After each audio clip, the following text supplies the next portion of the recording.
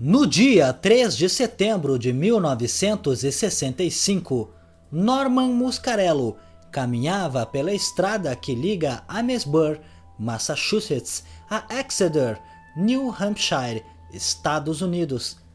Eram cerca de 2 horas da madrugada e durante o percurso ele tentava conseguir carona, mas devido ao horário, pouquíssimos carros passavam pela rodovia naquele momento. Quando estava a aproximadamente 3 quilômetros de Exeter, seu destino final, Norman avistou um enorme objeto que emitia luzes avermelhadas, surgindo logo atrás das árvores. O objeto, em seguida, pairou sobre a casa de Clyde Russell, iluminando-a intensamente com sua luz avermelhada.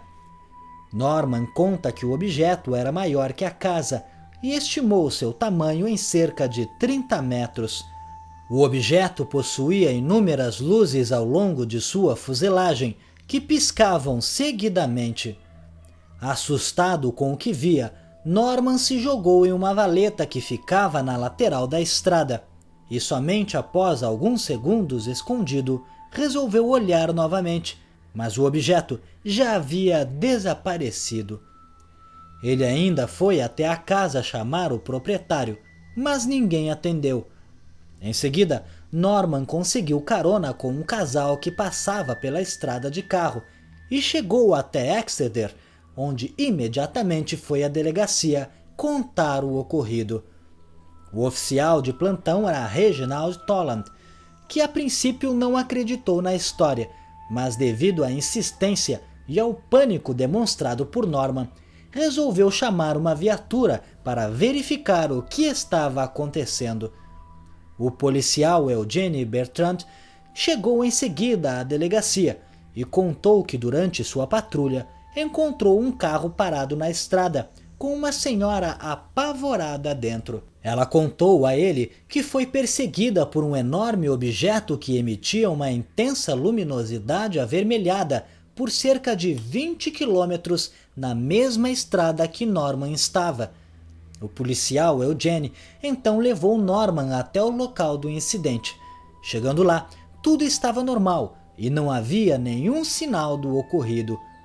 Eugene entrou em contato com o Reginald por rádio e ele foi orientado a averiguar outro lugar. Ele e Norman então partiram para a propriedade de Carl Jennen e lá tudo também estava normal. Eugene tentava convencer Norman de que o que ele havia visto na realidade se tratava de um helicóptero, mas Norman insistia que sabia diferenciar um helicóptero de um objeto anômalo. Durante a discussão, cavalos da propriedade começaram a relinchar e os cães a uivar. Neste momento, o objeto reapareceu.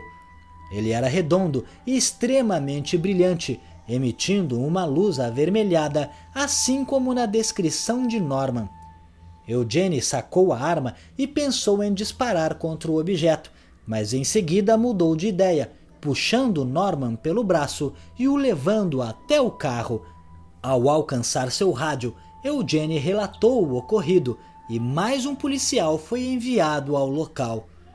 Enquanto isso, o objeto mantinha-se pairando sobre algumas árvores a cerca de 100 metros de distância da dupla e cerca de 30 metros de altura. Era impossível ver detalhes, pois a luz era tão intensa que apenas revelava uma breve silhueta. Quando o policial David Hunt chegou ao local, o objeto ainda estava lá, e as 3 testemunhas apenas puderam ficar observando perplexas o fenômeno. Após alguns minutos, o objeto disparou em direção leste. Assim que o OVNI foi embora, passou um avião B-47 sobre o local, indo em direção à base aérea de Peace. O tráfego de aviões deste tipo era comum na região, mas naquele momento serviu como comparação para as 3 testemunhas, e o trio concordou que o objeto avistado não era uma nave humana. A diferença de luminosidade, tamanho e velocidade do objeto em relação ao avião que passou em seguida era enorme.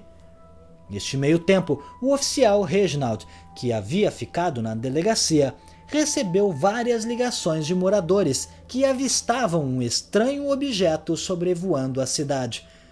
No dia seguinte, a Força Aérea Americana entrevistou os envolvidos e realizou investigações, porém não fizeram nenhuma declaração. A mídia divulgou o caso intensamente nos dias que se passaram e muitas declarações céticas surgiram. Uma delas alegava que o objeto avistado pelo trio era na realidade um avião que costumava sobrevoar a região com uma placa publicitária e inúmeras luzes para chamar a atenção da publicidade.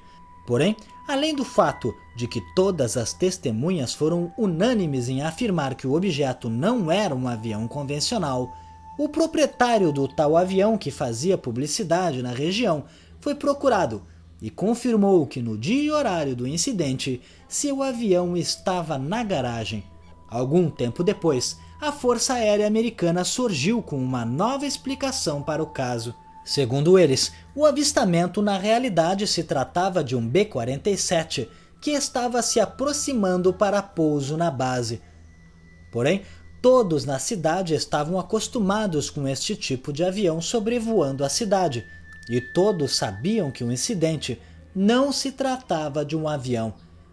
Outro fato interessante é que diversas testemunhas avistaram caças sobrevoando a região naquele dia e horário, porém, a base mais próxima não possuía caças, o que indicava que os caças haviam sido enviados de outra base, especialmente para abordar o OVNI.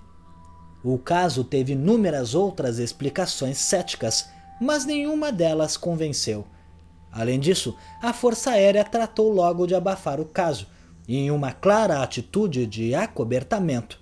O caso é interessante pelo testemunho confiável de 2 policiais, já que estes não teriam por que mentir, afinal, uma declaração mentirosa como esta prejudicaria seus empregos.